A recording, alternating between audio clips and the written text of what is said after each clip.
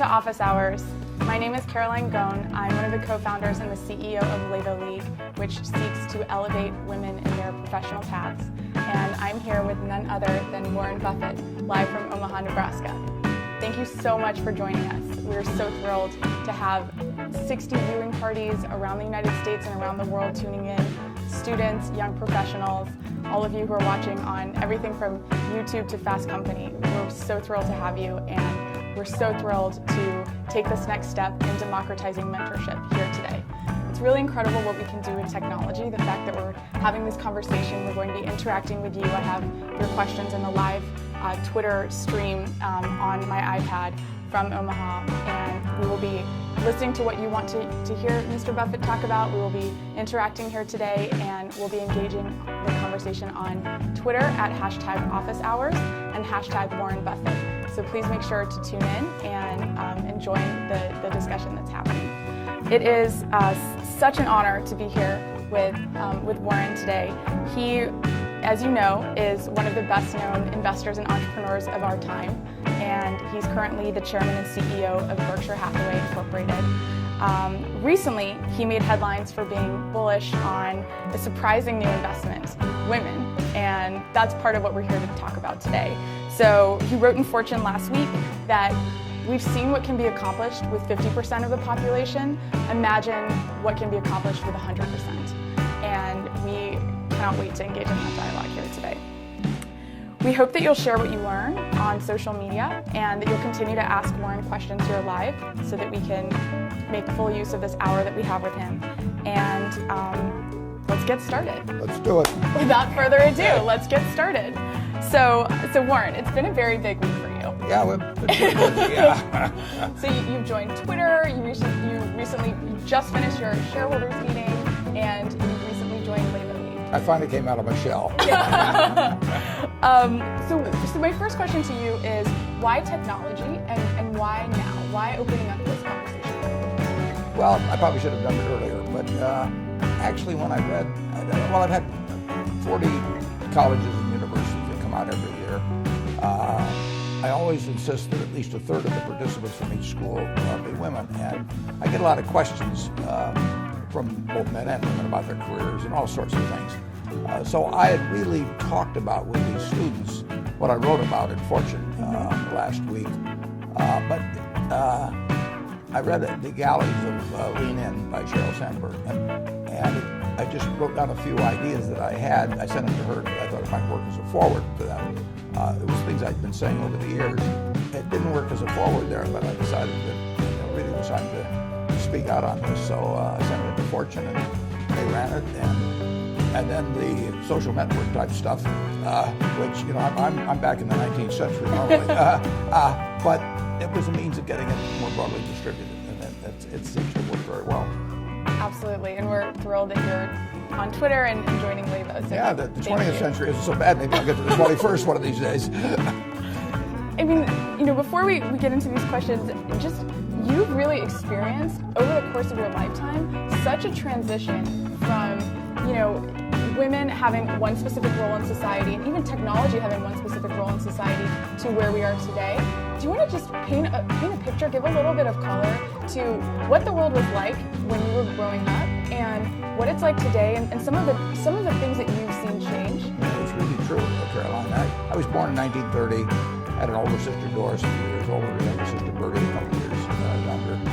And they're absolutely as smart as I am. Probably a little smarter and much more personable. they got along better in the world and all of that. My parents, our parents, loved us all equally.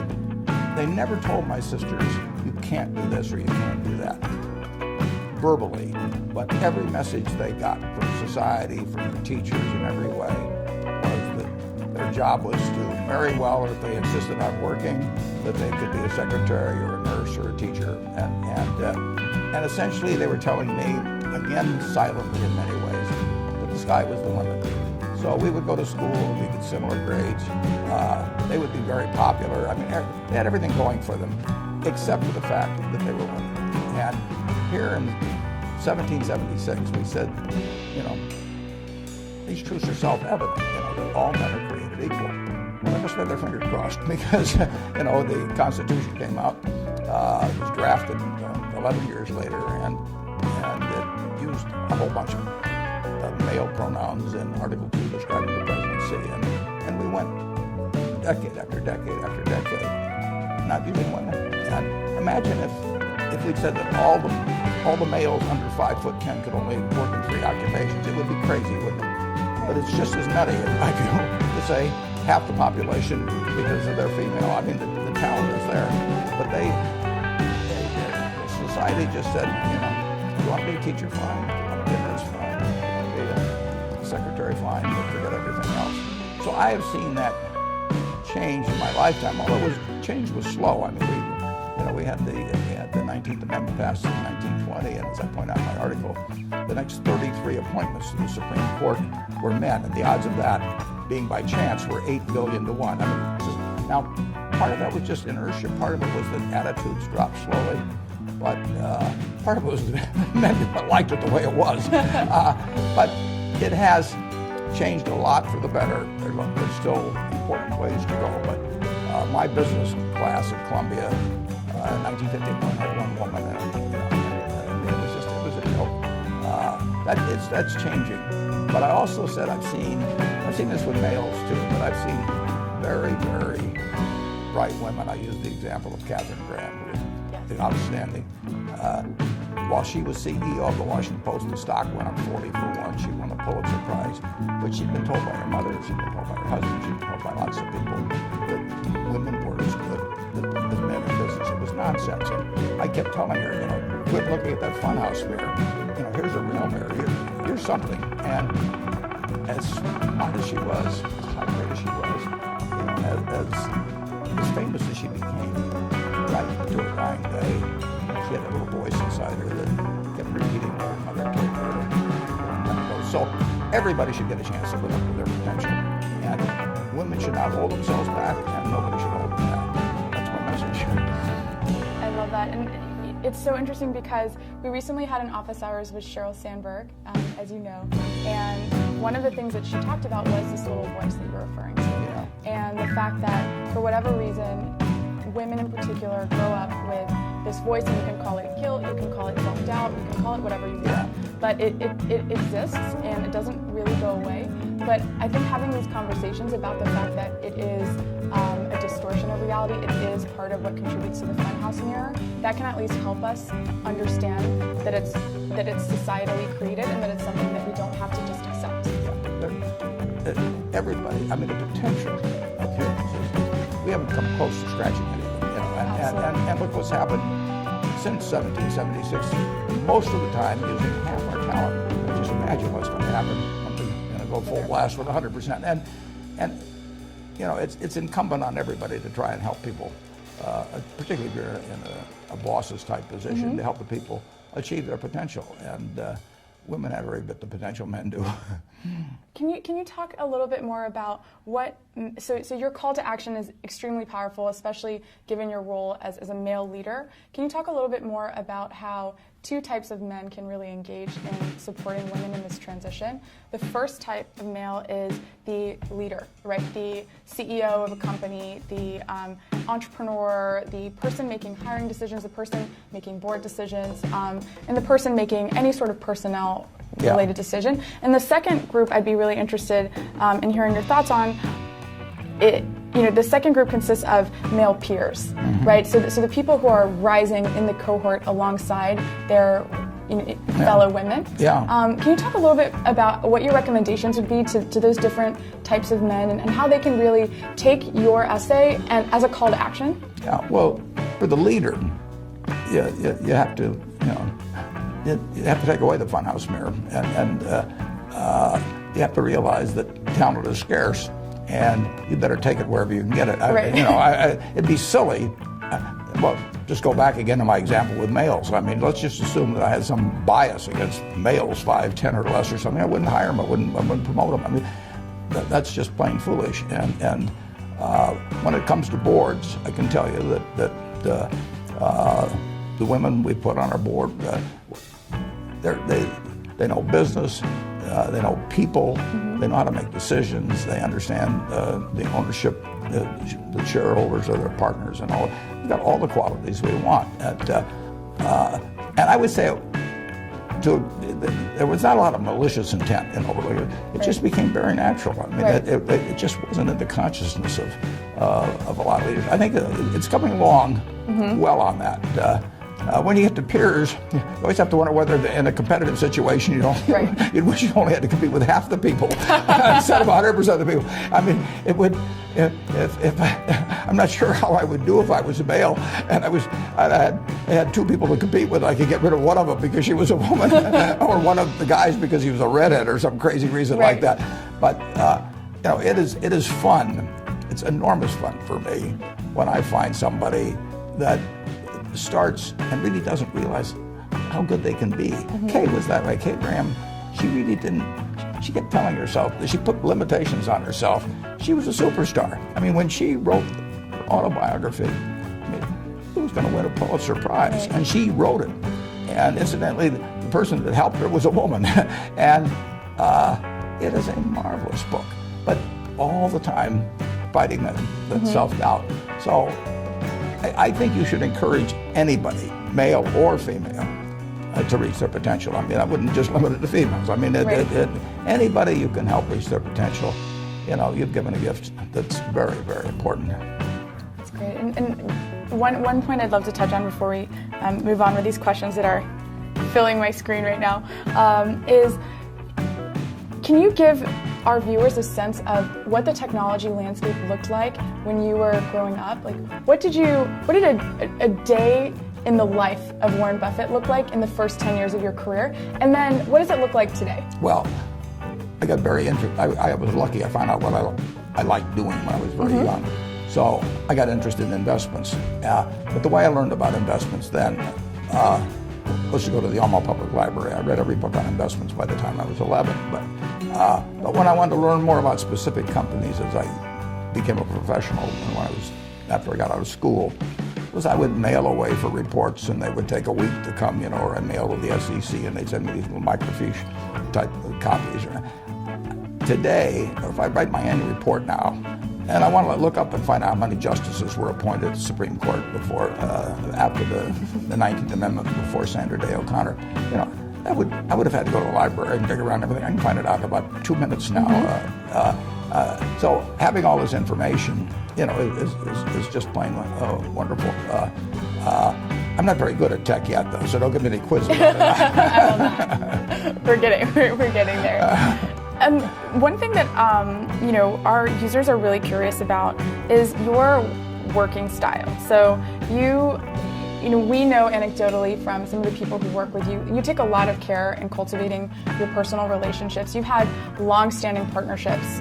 You've really invested in the city that you live in your home. And tell us a little bit about how your philosophy towards people has developed, and how you think about partnerships and relationships. Yeah, well, Caroline, I run a company that has 24 people in the home office here in Omaha, and we have 285,000 people working for us. We probably have 50 CEOs that report to me. Well, obviously, we can't run anything from headquarters, and I don't want to run anything. I do not want to have hundreds of people here and have to think about everything that goes with it. So I have delegated like nobody's ever delegated with a company of this size, and I trust the managers, and most of them are already rich. We buy their companies for hundreds of millions or billions of dollars. We don't get contracts with them to keep working. I mean, they have to go to work every day because they want to go to work, not because there's some contract or because they need the money. So I try to create the conditions that will cause them to really rather be at work than on some yacht someplace, which they could easily afford. And I say to myself, how do you get people that don't need to work? Well, you give them something they love to work on. And, I don't need to work, but I jump out of bed every morning. I'm excited. I come to the office because I think I'm painting this painting, which is Berkshire Hathaway, and the canvas is of unlimited size, and I get to paint, and I get to paint the way I want to paint. And I feel the same thing works for our managers. And, every now and then you have a disappointment, but overwhelmingly, if you put trust in in the equation with people that have already shown they have a lot of ability running their business. And it's real trust, and they don't report to committees at headquarters or do anything like that. We've never had a committee meeting. We don't have any committees. How could we have that? And overwhelmingly, those people do a good job, and then they deserve appreciation when they do it. I like applause, and if I like applause, I'm sure they like applause. And what they really like is intelligent applause from a real critic, and they get that one. They get that from me, and in terms of people working with. My partner is a fellow named Charlie Munger in Los Angeles. We started working together 54 years ago. Wow. We are very strong-minded. We often disagree. We have never in our lives had an argument with each other, and we never will. It just doesn't happen. I mean, he's a wonderful partner. He always gives me credit for more than I'm doing. And if he has an idea and it's a good one, he says it's my idea, and if it's a bad one, he says it was his idea. He's just a perfect partner, and totally. I mean, we challenge each other and all of that, but it's a lot more fun accomplishing things in life with a partner, frankly, than by yourself. Mm-hmm. And that gets to the whole context of community building. And one of the big messages that we really advocate for at Levo is the importance of creating a community around you of mentors and of peers who help you succeed, help you along that path. Can you tell us a little bit about, and you started to discuss this obviously in the context of your mentorship relationship with Kay in your essay, but can you talk to us a little bit about maybe some of the unsung heroes in your life, maybe some of the people who've influenced you or supported you, but who haven't been as visible as others that we may have already talked about? Well, Caroline, if you tell me who your heroes are, I'll tell you how you're going to turn out. I mean, it's really important in life to have the right heroes, and I've been very lucky in that. I've probably had a dozen or so major heroes, and none has ever let me down. I mean, and you really you want to hang around with people who are better than you are. Absolutely. You will move in the direction of the crowd, that you associate with. So I've had these heroes starting with my dad, but my first wife, I was a mess when I met her, but she did all kinds of things for me. I'm not kidding. I would be an entirely different person if I hadn't married her. It's very important to marry well. I had this wonderful teacher, Ben Graham. I've had other teachers like my friend Tom Murphy, that's on the board of Berkshire. A fellow named Joe Rosenfield in Des Moines. But you mentioned me being a mentor to Kay. Kay was a mentor to me too. She taught me a lot. So if you get to associate with people that are really first-class people, that's the real benefit, and you should aspire to do that. You want to have the right heroes. Absolutely. We started to talk a little bit about lifestyle, in the sense that you talk a lot about the fact that some of the CEOs that you manage, they could be sitting on a yacht somewhere, they want. But instead they're dedicating themselves to growing their canvas, to painting their canvas. What do you really?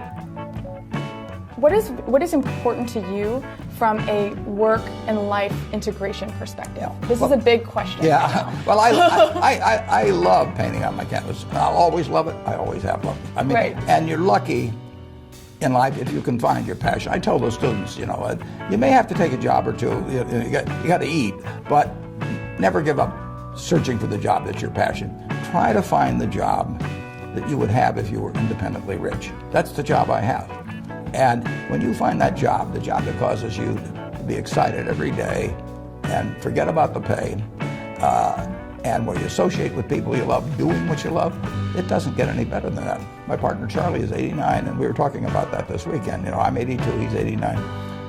We do what we love every day with people we love, and they seem to like us okay. So, how can it be any better? And just cost of living does not equate to standard of living. And the standard of living is, achieving what you want to achieve, working with people that you love. And you don't need that much money. Aside, right. I love to ride around in a private plane. I will totally acknowledge that. Leaving that out, I basically, leaving out taxes and charity and things like that, I can easily live on $100,000 a year.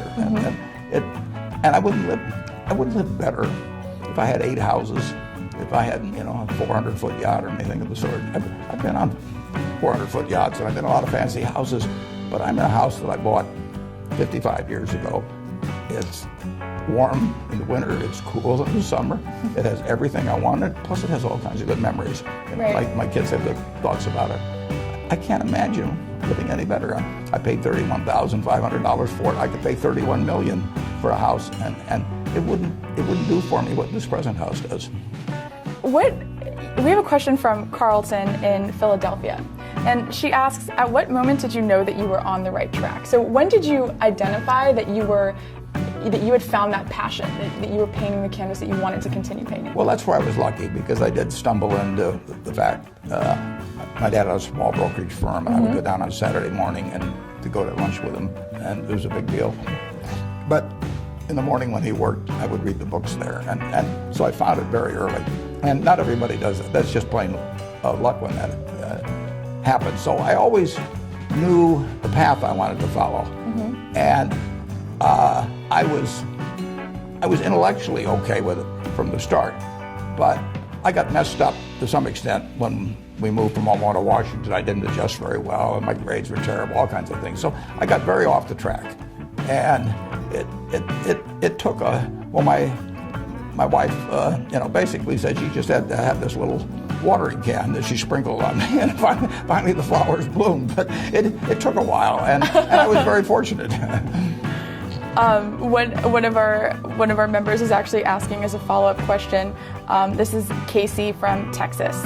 She's asking, can you remember a specific time in your life when you had the most difficulty adjusting to your career path? And it sounds like maybe that was your move to Washington, but can you sort of inspire our audience with an example of a time when you may have doubted your career path, and how did you move out of that into where you are today? I really didn't doubt my career path, but I was not functioning well. I was okay in some respects, but not in other respects. And I was terrified, for example, both in high school and college. I don't know when it started, but I became terrified of public speaking. And I just couldn't do it. I mean, and so I arranged all my classes so I never had to do any public speaking. And I got to Columbia, and I saw an ad in the paper for a Dale Carnegie course. And I went down, it was somewhere in the mid-40s, and I gave the guy a check for $100, and I went back and stopped payment. I lost my nerve. And then I came out, I got out of Columbia actually when I was 20, and I came out to start selling securities in Omaha. And I realized I had to get up and be able to get up in front of people. I couldn't go through life this way. So I saw an ad again in the local paper that there was a Dale Carnegie course being given. I went down and I gave the fellow $100 in cash. And I became associated with 30 other people in the class. We couldn't stand up in front of a group and say our own name. I mean, it was pathetic. But that class changed my life in a big way.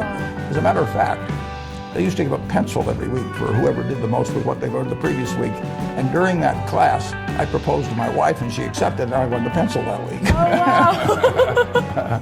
So it's important. I mean, you've got to be able to communicate in life, right. And it's enormously important. And probably the schools, to some extent, underemphasize that. I mean, you can start going for an MBA, and people think it's kind of beneath them to teach you about communication. But if you can't communicate, if you can't talk to other people and get across your ideas or write either, you're giving up your potential. And anybody that's got a career potential of X, I guarantee it'll be 150% of X if they really learn how to communicate well. So that was a big part of really succeeding in my career. When you get right down to it. And then I was fortunate enough to pick up a book when I was 19 by a great teacher, Benjamin Graham, and he taught me a lot about investments, but it was really my dad and my wife that taught me about life. So is your number one, so multiple people, including Devin here from Charleston, asked, what's the one piece of advice you would give to a fellow introvert? And we talked a little bit before this about the fact that this is not in our either of our comfort zone as fellow introverts. Yeah. So would your advice to a fellow introvert be to just sort of confront that fear, go to a communication class, and just practice out of the fear? You have to do it. I mean, you have to do it, and the sooner you do it, the better. I mean, it's so much easier to get the right habits when you're young than work later on. And I mean, I think they have Toastmaster clubs. I don't know what they all are, but if they're, you know, to get over fear of associating with people, you got to go out there and associate, and it's painful. Mm-hmm. It's very painful. When I finished the Dale Carnegie course, now I'm 21, proposed, got accepted and everything, but I was very worried that I would lapse back like I was before. So I actually went out to the University of Omaha, and I want to teach. Mm-hmm. And fortunately they accepted me. So I started teaching a class at night when I was, I believe, 21. And you know, you got to do. You got to force yourself sometimes to do things, and I know it isn't easy because it wasn't easy for me. When I started selling securities, I was 20 when I started selling securities, and I would go out. I used to walk around downtown Omaha and call on people, and there were people that I knew weren't going to be that friendly sometimes. I'd walk around the block 3 or 4 times sometimes before I'd walk in. Work up the nerve to get in there. Absolutely, you know, it's not a bad thing to take a job as a salesperson, mm-hmm. just to interact with people. I used to sell shirts at JCPenney Company. You know, I sold men's suits, I sold children's clothing, and if you are somewhat introverted, like you say you are, and I know I am, just getting out there and forcing yourself to get into a situation where you talk with people. Most of them don't bite.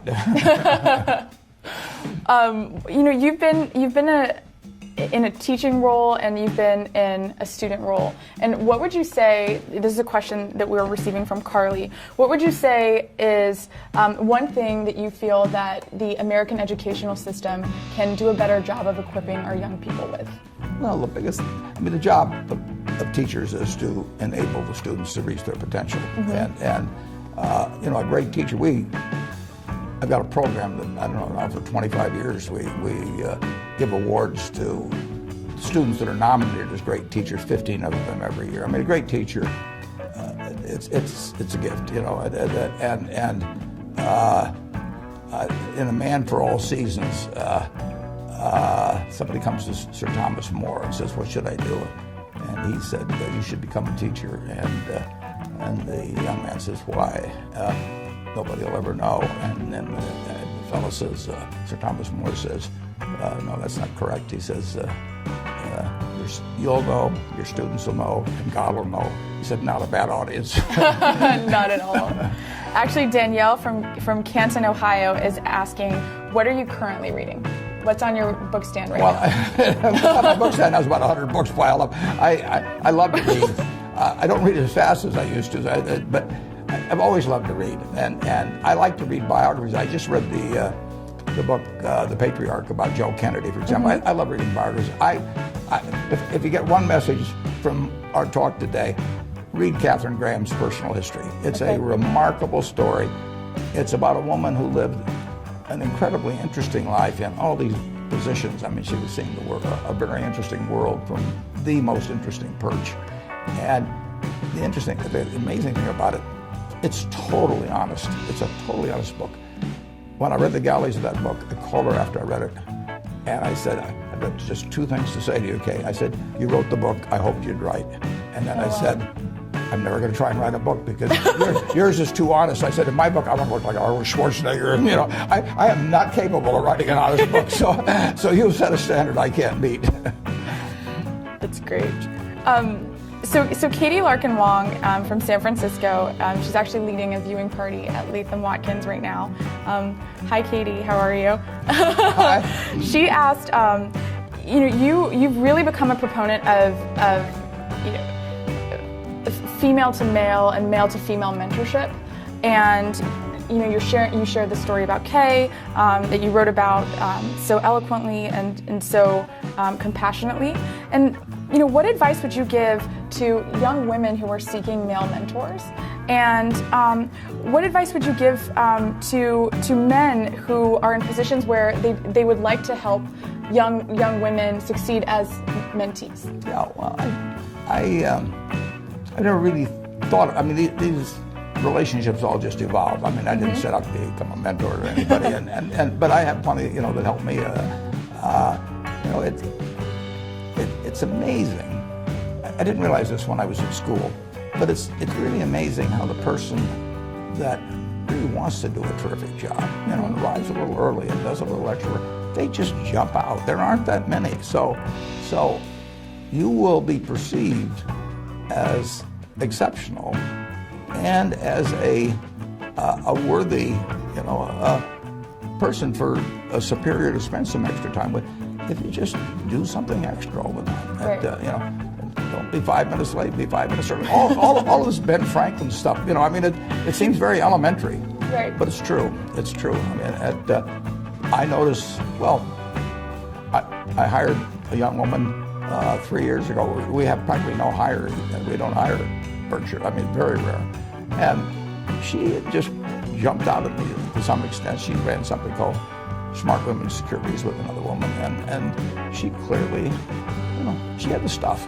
And at first I couldn't even figure out a job for her. And then she actually came from a farm in Kansas, so she started bringing me corn and tomatoes. She knew I liked to eat corn. So bring your mentor snacks. You got to in a very nice way sort of push yourself a little bit forward and make it clear that you're worth spending some time with.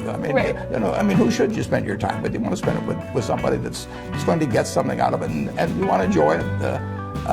So there are ways to get your hand up, I think actually Cheryl writes that in the book. And actually Tracy told me that she went to Harvard Business School, and the women just didn't raise their hand as often as the men. I raised my hand all the time, when I didn't even deserve to. And you want to get over the idea, as I wrote in the article, the males, there's a lot of Wizard of Oz in us. You get behind the curtain and you find out that it isn't quite that imposing. Wow. What other, so Ari from Atlanta is asking, what other habits did you cultivate? So you're talking a little bit about this woman that you hired that really stood out to you and impressed you in her 20s and her 30s. What other habits did you cultivate in your 20s and your 30s that you now see as being foundational to your success as a business person? Well, I knew a lot about what I do when I was 20. I really read a lot, and I aspired to learn everything that I could about the subject. So intellectually, I knew a lot. I did not know a lot about human behavior. That you can't learn really out of reading books, but it's very important to understand people. And I say to the students, just imagine you could buy, or you could be given 10% of the future earnings of one person that you know among everybody you know. Now, you're going to pick the person that's the smartest. You're going to pick the person that can dance the best, or that can run the fastest, or anything like that. What's the right height? No, anything. No. You're going to pick the person that has the right habits, that is cheerful, generous, gives other people credit for what they do. And when you look at all of the qualities that you admire in other people, which would cause you to pick that person, say to yourself, which of those qualities can't I have myself? Because they are, you determine whether you have them. So just write them down on a piece of paper. Who is the person that you admire the most or like the best? Why do I like them?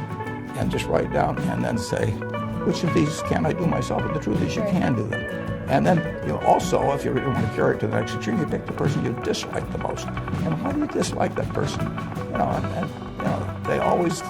They're never fair about things, basically. They always claim more credit than they're due and everything. And write down those qualities and say, if you dislike that some other person, why in the world would you want to have those yourself? So you just get rid of those. And it's a pretty simple thing to do. But you want to be the person that if you could pick your best friend, that you would have the same qualities. Wow, that's really, and I think that's a new approach to this concept of professional development that I'm sure our members are really enjoying right now. One question: you can't change your IQ. You can't change how high you can jump or all of those things. But if you look around the world at the people that succeed and the people that other people want to work with, the natural leaders, it isn't because they have the highest IQ or they can kick a football the furthest or anything like that. They're people that you want to work with. I've got a wonderful friend named Tom Murphy. I would do anything for him. He's never going to ask me to do it, but I mean, I want to. But I want to do it. I want to do it. I mean, he's done so many things for me, and I didn't have to pay me to do it or anything of the sort. That's what you want to. You want to look for that, and you want to be that. Who is one person who you have met recently who's really impressed you, and what about them really stuck out to you? Well, it's interesting. I'm going to meet Chelsea Clinton in about a week, and I'll bet I would give that. I'll bet after I meet her, we'll I give predict you that that answer. It's Chelsea. Yeah, I'll predict that. Yeah. That's a good question. Obviously, I've hired now these 3 people in the office, and they must have really impressed me. Because we don't hire very many people. No, right. No. And one fun question that's come from Twitter is, if you could pick one person, living or not, to have dinner with, tomorrow, who would you choose and why? Well, it'd be my dad and my wife. Yeah. That's great. Alrighty, so we're going to move to a little more of a discussion around leadership, success, and entrepreneurship. So Aaron from Los Angeles is asking, what are you most concerned about and what are you most excited about for future generations of young people as they ascend into the professional world? Well, the future is terrific. I mean, I would love to be a child being born today, particularly in the United States. It's so much better. And I mean, just think how much better it would have been for my sisters if they'd been born today or been born 10 years ago than being born around 1930.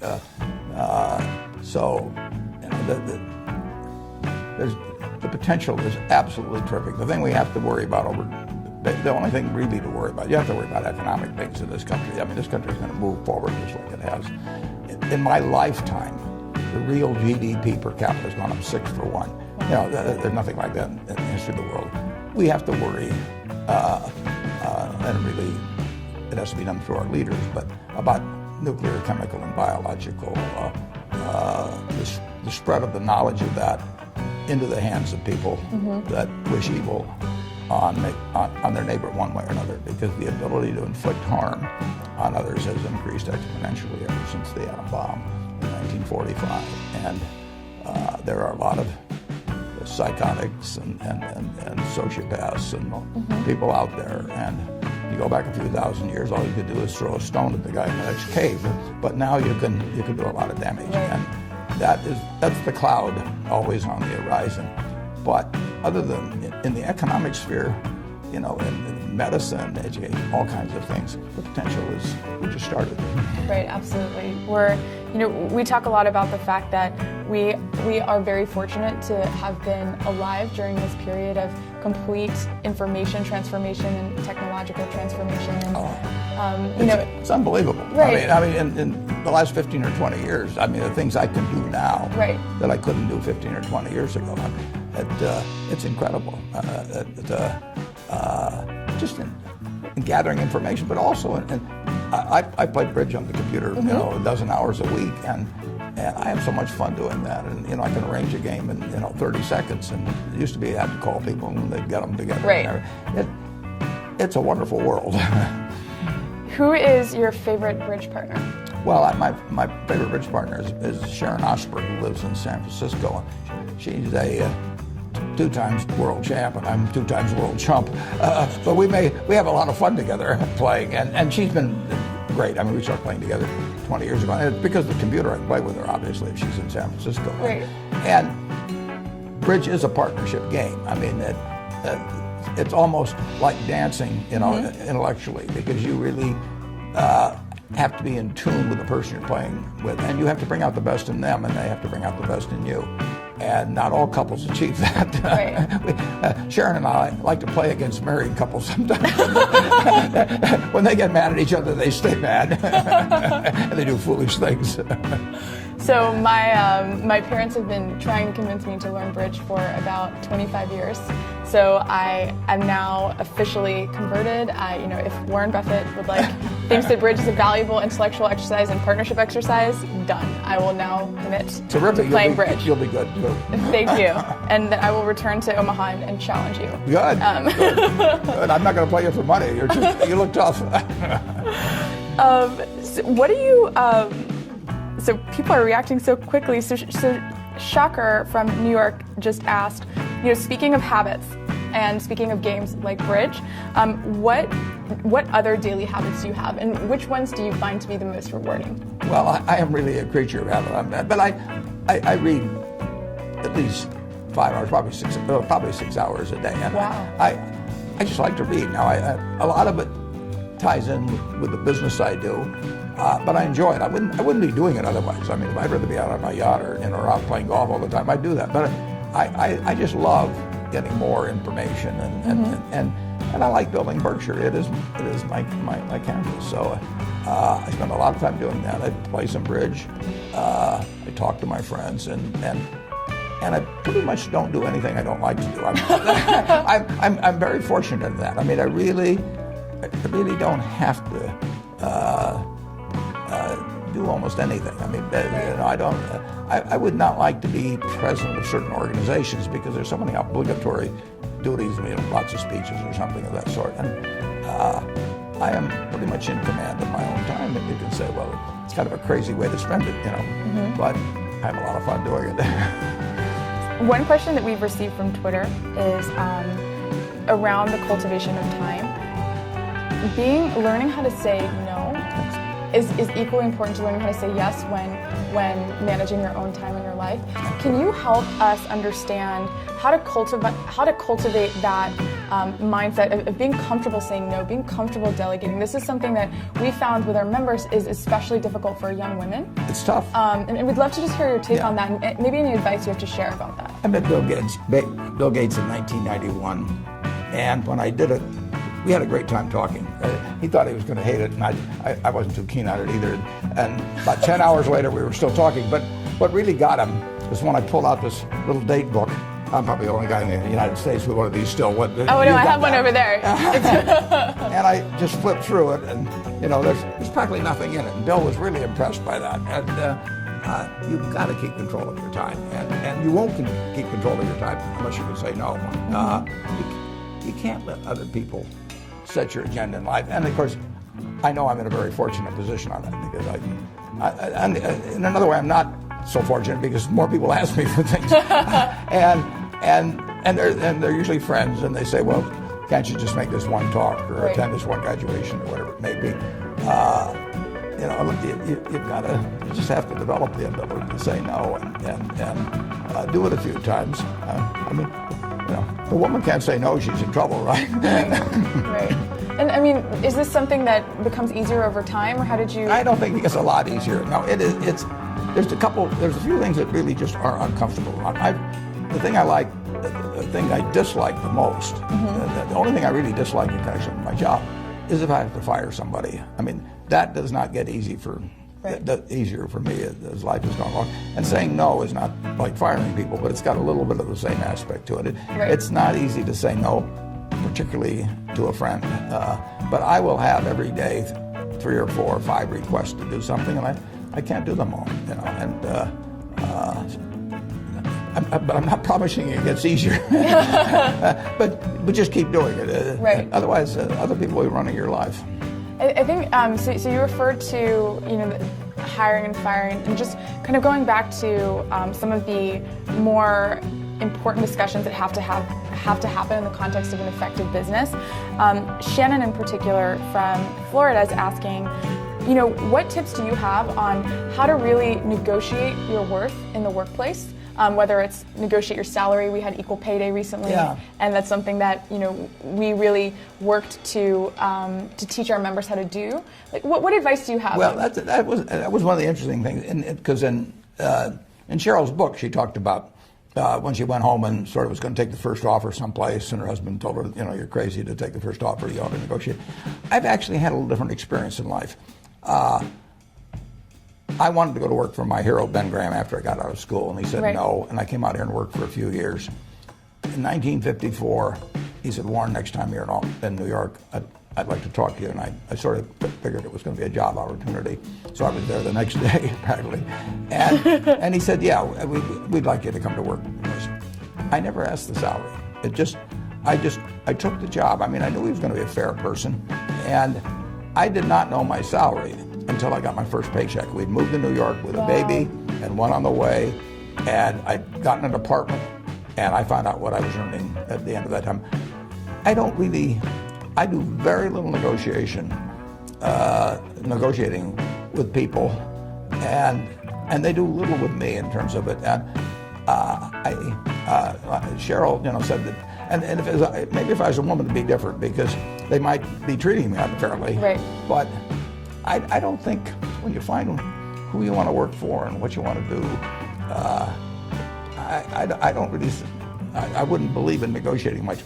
Although, like I said, I was a woman, I thought I was getting paid considerably less than somebody else that was equal coming in. That would bother me a lot. I probably wouldn't even want to work there. I mean, I'd probably want to, if somebody's going to be unfair with you in salary, they're probably going to be unfair with you in 100 other ways. So I disagree a little with Cheryl on that. And one of, we have about 10 minutes left, so I'm going to, give you about two or three more questions from our audience here. Okay, great. And we have a question here from a young lady named Nancy, who is writing to us from Entrepreneur Magazine. And she has a question about entrepreneurship. And, obviously your path is a very successful entrepreneur. She would love to understand from you, if success is contingent on a good plan, excellent education and execution, and a driven mindset, what do you think makes businesses fall apart when all of these factors have been met? Sorry, go ahead. Some businesses are just tough. I mean, a significant percentage, of the restaurants that open up this year are going to fail. I mean, there are a lot of tough businesses. I've always said if you want to be regarded as a great business person, find a great business. And there's a huge difference. I mean, it does make a difference. I use this analogy when I got out of Columbia, one of my best friends was terrific talent. And he went to work in the steel business, and he did okay, but it was the wrong business to be in. It's very important to get on the right train. I mean, you want to get on a train that's going to go 90 miles an hour, and not one that's going to go 30 miles an hour, and you're going to try to figure out how to push it along a little faster. Right. So it really does make a huge difference. And there are some businesses that are inherently, there's far more opportunity than others. So you want to give a lot of thought to what train you're getting on. And I owned a half interest when I was, 21 or 22 in a service station, a Sinclair service station with a pal of mine in the National Guard. It was a lousy business. We had a guy right next to us, and he kept selling more gallons of gas than we did. He would cut our prices and everything. I mean, I don't care if you're a combination of Steve Jobs and Larry Ellison and everyone else. You're not going to succeed if you got a guy selling gas below cost next to you. So it's important to get on the right train, and you really want to go to work for somebody you admire. Or a business you admire. I mean, you're going to do so much better if I'd gone to work for my friend Tom Murphy. It would have worked. Who knows what the first job would have been or the second job, but I would be learning every day from him. Not only the mechanics of a business, I'd be learning how to work with people. He would raise my sights. So you really want to be working for somebody you admire. If you're working for somebody that causes your stomach to churn, right? Maybe you have to keep doing it, to keep eating for a while, but don't settle for it. Okay. And you talked a little bit about your experiment with the station. We have a question from Ismail from Fresh Meadows, and he's asking, how do you deal with failure, and what's your advice to young entrepreneurs like me in this case, especially with regards to failure and how to approach it? Yeah, well, if you fail, you really do dust yourself off and get right back in. I mean, you're going to fail in some things. You're going to have some human relationships that don't work out. It's a fairly significant number of people get divorced. I mean, that's a very big decision to have turn out badly. But I think if you study almost everybody and read Kay's book, Personal History, and everybody fails at some things. Right. I mean, particularly when you're younger. I mean, you do have less experience in evaluating humans, and just knowing about whatever it may be, businesses. But it is not fatal. I mean, if you're healthy and you live in this, particularly living in this country, there's going to be an opportunity that comes along. I got turned down for the Harvard Business School when I got out of the University of Nebraska. And I remember, I went to Chicago to get interviewed. This is when you travel on the train, and so I spent 10 hours going there. And this fellow looked at me, and about 10 minutes he said, forget it, Val. And now I got to go back on the train 10 hours and think, what am I going to tell my dad? What am I going to tell my dad? I mean, my dad always told me I could do anything, and everything. Now I've just got turned down. But it turned out to be one of the best things that ever happened to me, because then I went to Columbia, where Ben Graham was. In fact, it probably even affected who I married, because I took a 1-year course at Columbia instead of 2 years at Harvard, and she might have found some other guy during that time. Almost everything in my life that looked like a failure has either usually it's turned into a success. I mean, the world isn't over. If you have bad luck in health, that's tough. I mean, there's just no getting away. I've been lucky on that. But the other kind of things, if you're healthy and you're bright and you've got decades ahead of you, if something goes wrong, if you find yourself working for the wrong employer and they're doing things you don't approve of, or they're not treating you fairly, the world isn't over yet. You just go out and find somebody else. Well, thank you so much. On that inspirational note, what's the one piece of parting advice that you'd like to share with our members who are in the first 10 years of their careers? Just find your passion, and remember, those males around you, a lot of them have got a lot of the Wizard of Oz in them. Well, thank you so much for spending the time to sit with me and really answer questions from the community. And as you can see, that these questions keep coming in. We're not going to be able to get to all of them. But for those of you who are watching, Mr. Buffett is kind enough to continue answering questions on his Lavo profile in the future. So if you didn't get your question answered today, fear not. There's still an opportunity, and we hope that you really benefited from this conversation, that you learned a lot. I certainly have, sitting here. And tune in to this short video to understand how you can ask mentors questions. Thank you so much. And thank you, Caroline.